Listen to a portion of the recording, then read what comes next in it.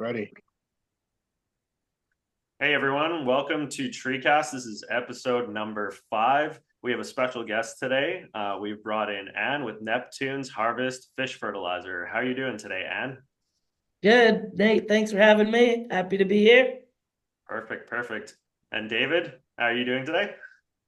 Real good. Excited to have our first video format today. Yeah, exactly. Everyone gets to see for the first time. We've been doing just audio recordings.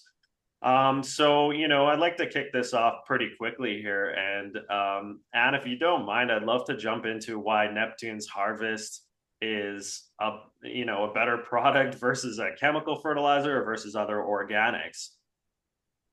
I'm sure. So we are a seafood company in Gloucester, Massachusetts, which is a big fishing port. I don't know if anyone's seen The Perfect Storm or Coda, which won a lot of awards. That's Gloucester, but Gloucester fishing vessels. But so we are a family business. We unload fishing boats and we turn the byproducts after you fillet a fish into fertilizer. We also use a lot of seaweed, crab shell, lobster shell. So our products come from the mineral-rich North Atlantic Ocean, which is nature's perfect source for all the minerals and nutrients that plants need in the perfect balance, because the whole world was under ocean water at one point.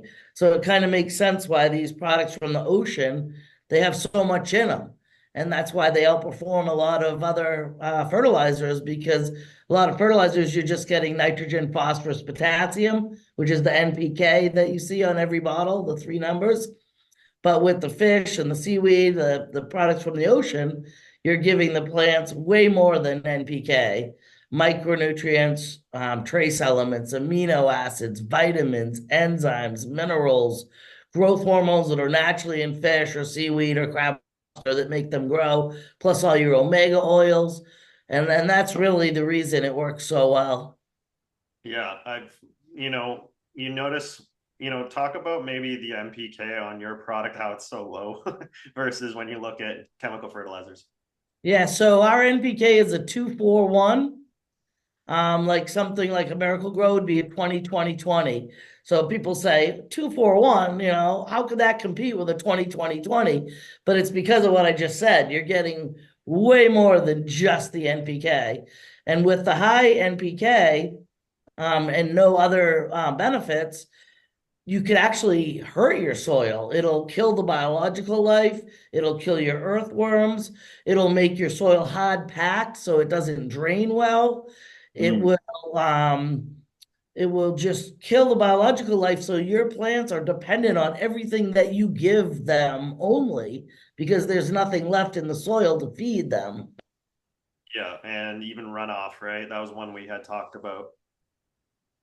So with the chemical fertilizers, you have that runoff. A lot of the ponds in farm fields end up growing a lot of algae.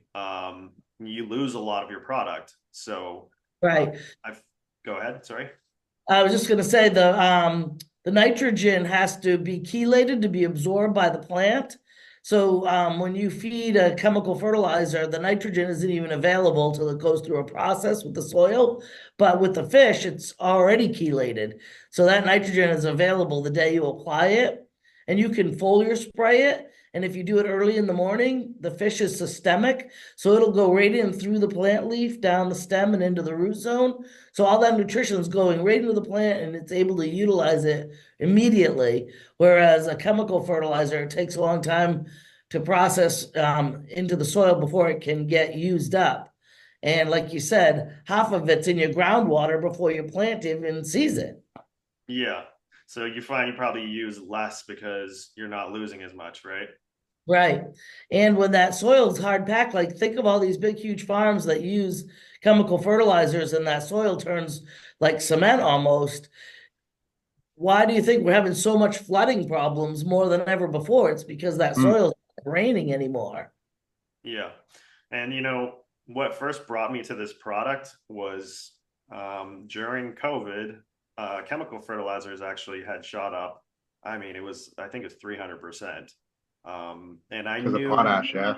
yeah, and I knew that there was other options I had looked at, but at that point, it was a very different price. You know, in comparable, it was a lot more expensive to go with something more organic or something like fish fertilizer. Ironically, nowadays I've talked to a couple farmers around here, and it's very competitive, even with the Canadian dollar as low as it is. So Yeah, that's true. that's one of the things I'd like to do is just kind of discuss how there's potential there for farmland as well, because we have a lot of farmers around our area. I'm still trying to figure out how to explain everything properly. You obviously have better information. You know, is there any other, like, you guys have some farmers that you've dealt with, and you know, what are some of their success stories? So yeah, we started in the 80s with just farms, and we have 55-gallon drums, 275-gallon bulk totes, and a 5,000-gallon tanker that we send all over the country. So we've sold to more farms than home growers, honestly. It's a huge part of our business. Mostly, we sell a lot to people that put it on hay and pasture, and it raises the relative feed value, the total digestible nutrients, and the bricks, which is the sugar. And it makes such nutrient dense feed that it literally pays for itself, because they're using, they're doubling their yield, basically. They're increasing their yield so much. It's so nutrient dense that the animals eat half. So, you know, it does pay for itself in those two regards. It calms the animals down, makes them more healthy, less vet bills, really good weight gain, high body temperature, high body scores. So it's hugely beneficial for the animals, but also for like field crops, corn, soybean, whatever, wheat. It does raise the nutritional value there too, and it increases the yield, and it makes your soil really healthy. So you start to see a lot of earthworms coming back. The soil's pliable, it retains moisture better, it drains better, and it will actually increase your organic matter.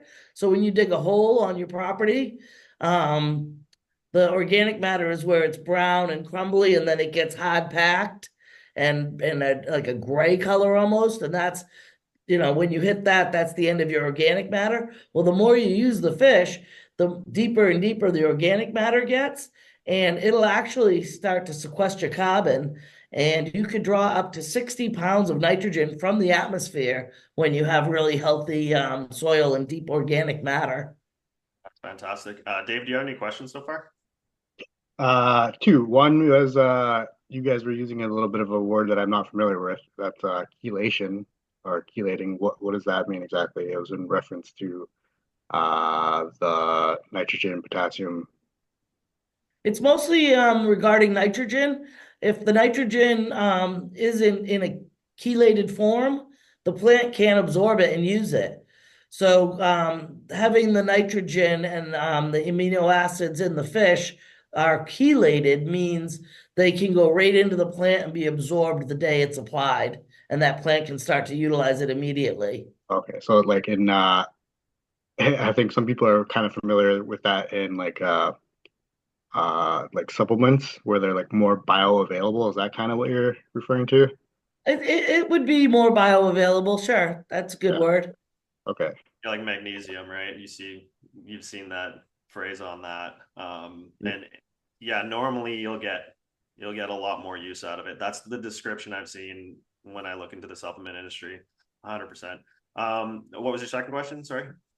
And the other one was like you're talking about with the I didn't realize you would use it for feed, which is interesting. But I remember reading about cows eating seaweed, and because they were eating seaweed, that helped their digestion and cutting their gas or their gastrointestinal problems. So I was wondering like where like you get the seaweed from where you are in your area and you mix it into your pot, or how does that work exactly?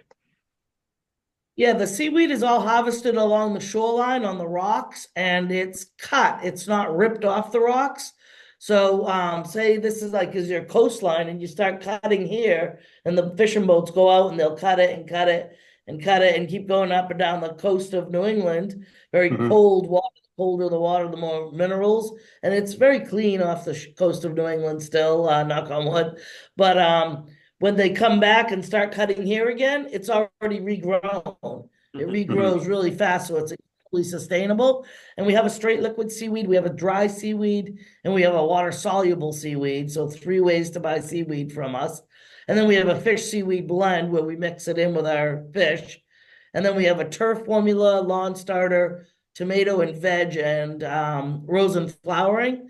And those 4 products have fish, seaweed, molasses, humate, yucca extract, some biological microbes, and some added liquid calcium. So real high energy mix. A lot of the growers say, we use this, we use this. If you made it all into one product, it would make our lives so much easier. So we have those products. And so there's seaweed in a lot of our products.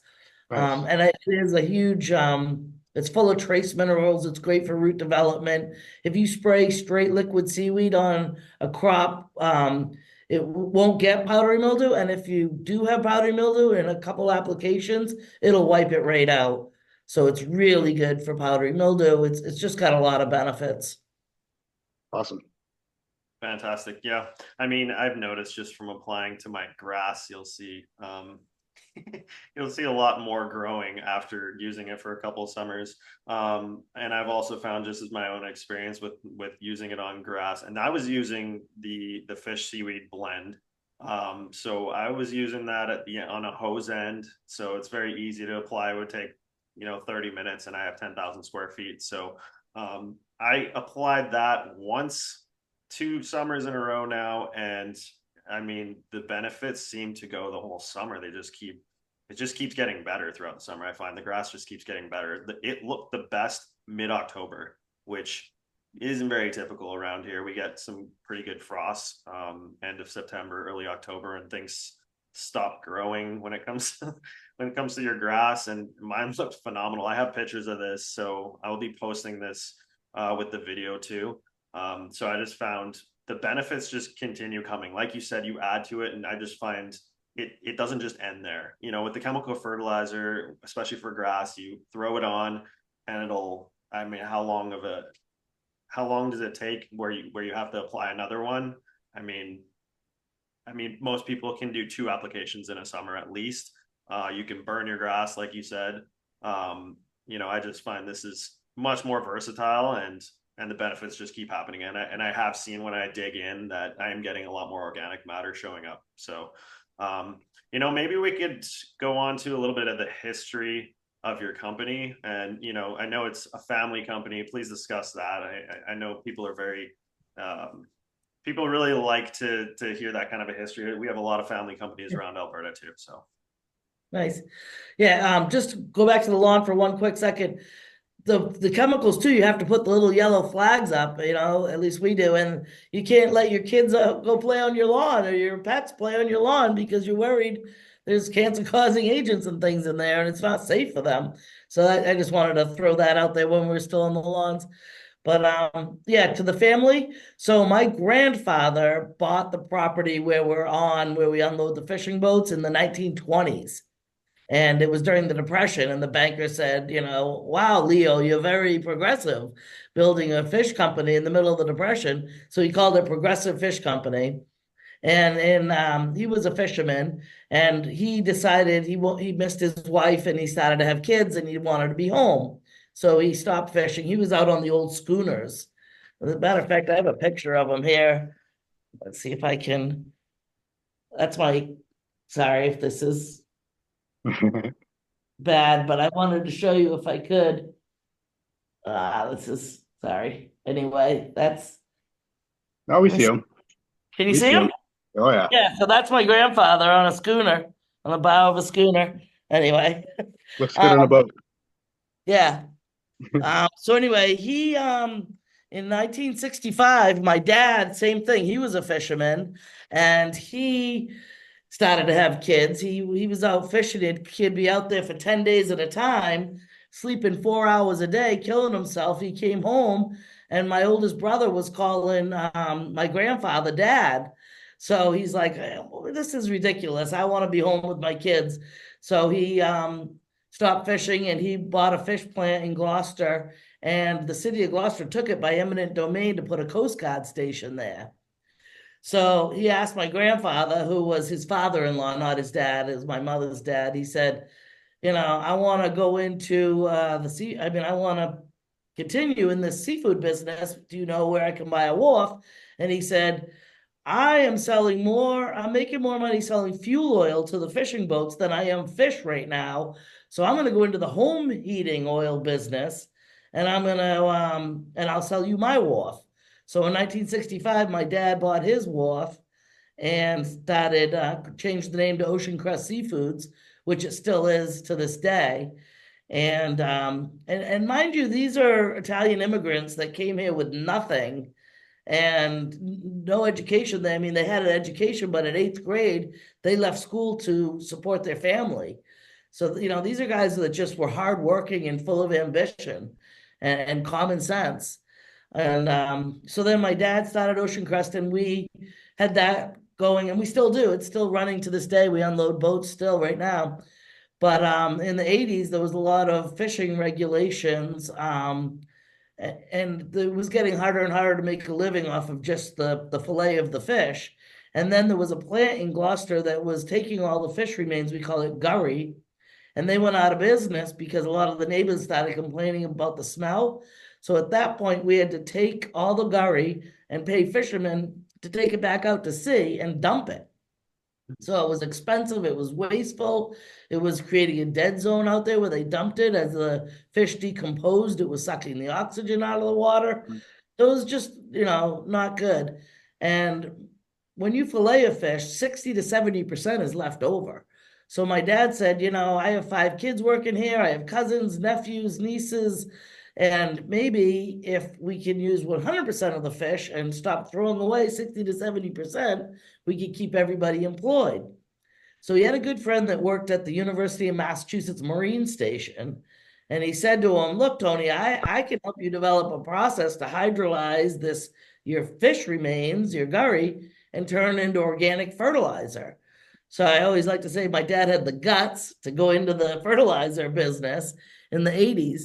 And it took us about 10 years and $1 million probably to perfect this process and get it right. And then in the 90s, I had a young son and I was doing bookkeeping and I hated it for the company. And I said, Dad, let's bottle it, because I had an apartment with a yard and I was growing tomatoes and vegetables. And all I could find at the nurseries and the garden centers was Miracle Grow and chemical fertilizer. Like, we need to stop bottling this so the homeowners can use it. So he said, all right, go with it. And so I ran with it, and now we have 10 liquids, 2 dry. We're continually adding to the line, and built it from nothing to what it is now. And now my son works here. He runs the warehouse, does some trade shows. My sister's grandson works here. So that's 5 generations. We're on the 5th generation. And out of 45 employees between the seafood business and the fertilizer division, I'd say at least 16 are family currently. Fantastic. Any other questions with what's going on here, David? Anything you want to get going with? No, that's super interesting. It's nice to hear, especially going back so far. It's nice to hear you can run a family business and not knock heads all the time. No, wait, I didn't say that. Well, no, you seem to be getting along well enough to run a decent company. Well, Yeah. We haven't killed each other yet. yeah. So, if we go into the area of application, maybe we can discuss in a couple different areas here, trees and shrubs. Let's start with that. Sure. So all the liquids dilute 1 ounce per gallon of water. They're amazing foliar sprays. So I always recommend foliar spraying early in the morning when the pores on the leaves are open to accept the morning dew. You can also do it again in the evening, but if it's a wet year, you don't want to put your plants to bed wet, because then you can get disease, fungus, things like that. So ideally early in the morning.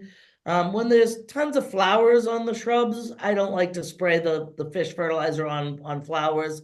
So in that case, I would more soak the soil, get a good soil drench so it drains down into the soil. Still 1 ounce per gallon of water. It's highly concentrated. And, do it once a week or at least every 2 weeks for the best results. trees, you go with heavy feeds less often. But for shrubs and ornamentals and anything around your property, I like to do it once or twice, once every week or two.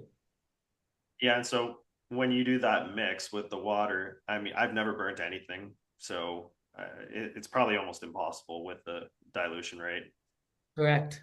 So, I mean, my personal experience on that is I've used it on cedars, I've used it on hydrangea, I've used it on maples, I've used it on every different type of plant. My sugar maple, 2 years in a row, has grown between 2 and 3 feet. Um, Typically, I think they have about a 16-inch growth rate. So phenomenal growth, and the leaves are huge. Honestly, I've been very happy with it. If we were to go into vegetables, maybe you can explain a little bit about that. Sure. So vegetables flower too. So the more flowers you get, the more vegetables you're going to get. So it definitely increases your blooms, your buds, whatever. And same thing, full your feed early in the morning. When you're planting, I recommend the crab and lobster shell dry along with the kelp meal.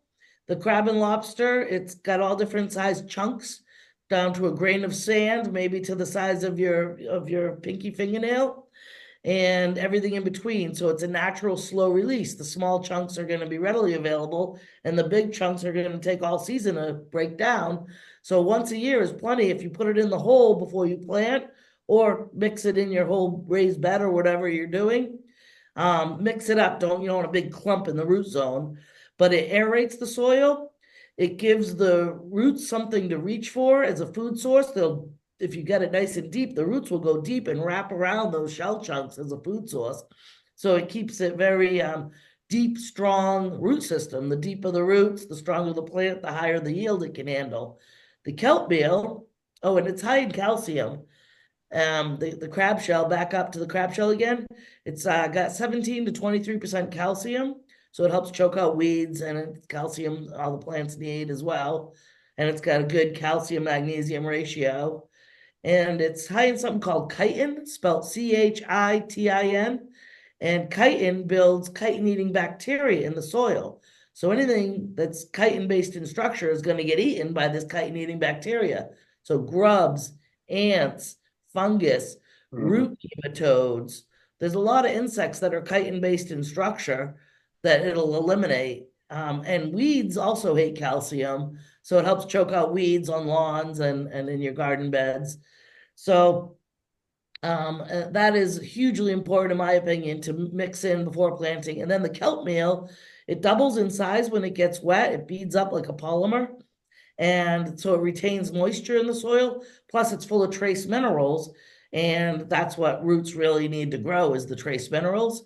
So in the hole before you plant or broadcast along your beds, mix it in the crab and lobster and the kelp meal. And then when you plant, I water it in with the liquid fish and seaweed, and that'll prevent transplant shock and get anything you're planting, trees, vegetables, flowers, shrubs.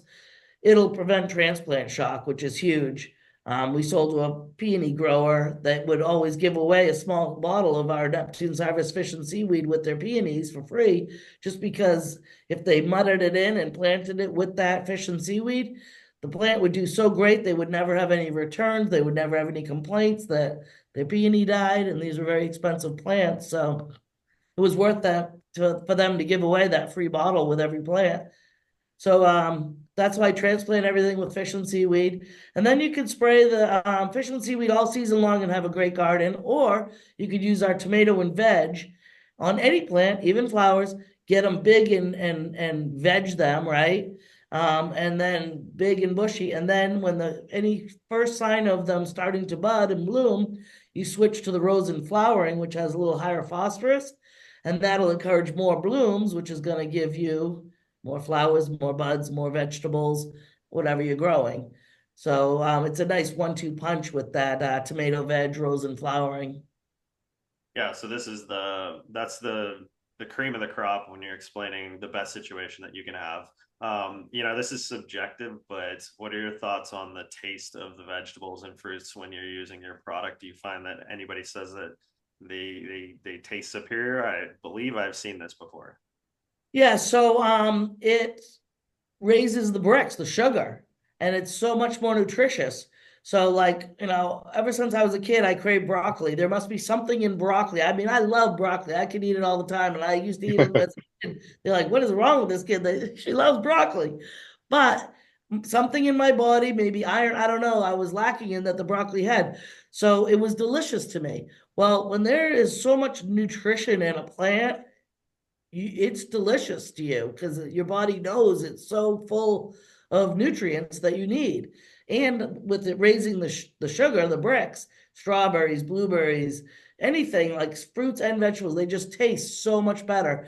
And people say, it's fish, doesn't that transfer it all? It doesn't. It changes molecularly completely. I mean, if you went out and sprayed it right on a tomato and didn't wash it and bit it, maybe that's it.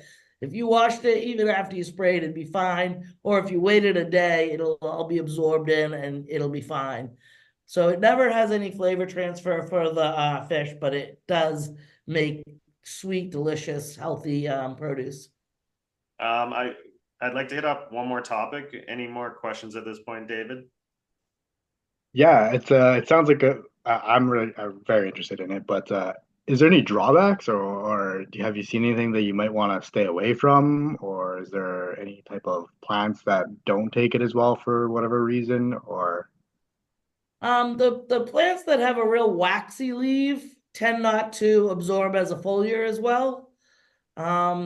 So that would be more of a root feed if it's real, like, those type of leaves that just yeah. don't seem liquid will penetrate them. Um, but otherwise, there's nothing it doesn't work great on. I had another thought I was going to tell you. Oh, the herbs. We did a basil test years ago. A local greenhouse in town did a test for us, and they grew basil. They did one with no fertilizer, one with the Neptune's harvest. I think it was just a straight fish. It was so long ago, probably was just straight fish. And then one with 20 chemical. Well, the 20 chemical one started faster. It was bigger, faster. But then the Neptune's harvest one caught up. The chemical one had a weak stem. It was like this because it grew so fast. The yield was nowhere near ours. The fish had such a huge bushy plant. The chemical one got insect damage.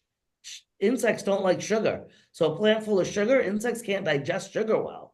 So they'll go to, it's nature's way of survival of the fittest. The weaker plant is going to get eaten and the strong one's going to thrive. And so ours didn't have insect damage. And then the flavor and the aroma, like you could just brush against ours and the aroma was there. The other one, the chemical one, just kind of was like straw. It just didn't have that flavor and that aroma like ours did.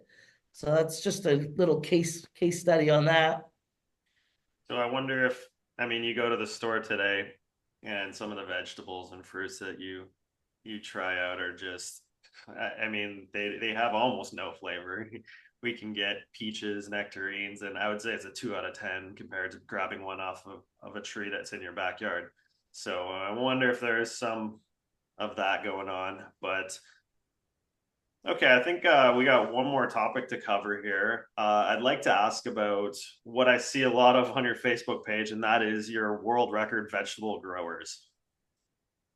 Yeah, so in 1994, a guy grew a 914-pound pumpkin at our local fair. He called me up and he said, I got offered a lot of money by a chemical fertilizer company to say I used their product, but I didn't. In truth, I used your fish fertilizer. So I'm like, well, I don't have a pile of money, but I would give you maybe a free 5 gallon pail if you're willing to write us a testimonial and take a picture and let us use it in some advertising. He said yes, so we did, and all the giant pumpkin growers and vegetable growers started reaching out, and now we have a huge following of giant pumpkin, watermelon, the biggest sunflowers ever, all these record flowers and vegetables. We sold to the guy in Minnesota who grew the world's largest pumpkin. It was 2,749 pounds. He grew it in Minnesota and he drove it all the way to California because they had the highest prize money at Half Moon Bay. And he got $30,000 for it. But he used our stuff and we do a lot of ads and A couple of years ago, the convention, Giant Pumpkin Growers Convention, was down the street 20 minutes, and they all came here, gave them a tour of the plant, um, showed them unloading fishing boats at our dock, and then how we make it over here at this building, and then took them to the Gloucester House restaurant for a seafood feast buffet, and they ate the fish that they watched being unloaded off the boat that morning. And then I had a couple of my friends that are on Wicked Tuna. They came and gave a talk to them, and they were all, awestruck. Like the giant vegetable growers love the giant tuna. Do you guys get Wicked Tuna up there? It's on Nat Geo, National Geographic Channel. I haven't seen it if it is. All right. Well, anyway, it's a pretty popular show, and so it was great. But yeah, we do. We sell to all those people, and they it helps them achieve their amazing record results because it increases the yield so much, and it helps with the stress. Yeah, I saw a fellow holding a beet that must have been 60 pounds. Yeah, What? Jeez. Yeah. Yeah, no, yeah. it's really cool. One other really cool side note here before we go is do you know how the Amazon rainforest is fertilized? No. So the Sahara Desert has it was covered in water at one point, so a lot of the fish that had decayed into the sand, it's still there. So the dust actually gets picked up and it actually gets sent over to the Amazon. The Amazon has really poor soils, so it's actually getting fertilized from a lot of the material that was in the ocean. So this fish it's actually in the Sahara Desert. So um, Yeah, totally makes sense. it's pretty wild. So that's kind of a similar process, but it's kind of just a little side note there. But I think everyone's really going to appreciate the fact that you elaborated to such an extent on this fantastic product. I heard some things today I don't think I've heard on other podcasts, so I'm very happy about that. Really appreciate your time. I think Yeah. this is just the beginning for all of the different applications we're going to be sharing with everyone on our podcast. So I hope you have a fantastic Easter It's weekend. one more quick point. I know it's legal in Canada, but we have also a wide range of like the cannabis growers. Yeah, We have a huge following, just like the giant vegetable growers with the cannabis growers, because it makes a better quality, increases the yield there, and keeps the plants really healthy. And people like to smoke it when it's organic. If they're growing it themselves, why not? So I just wanted to throw that out before we sign off. That's another huge segment of population that absolutely loves our products. it's very versatile. So California, Colorado, that kind of thing, right? BC. Yeah, Canada, all over. Fantastic. All right. Well, yeah, I really appreciate you coming on today. It was fantastic talking. Yeah, thanks, Ann. Okay, sorry. Take care.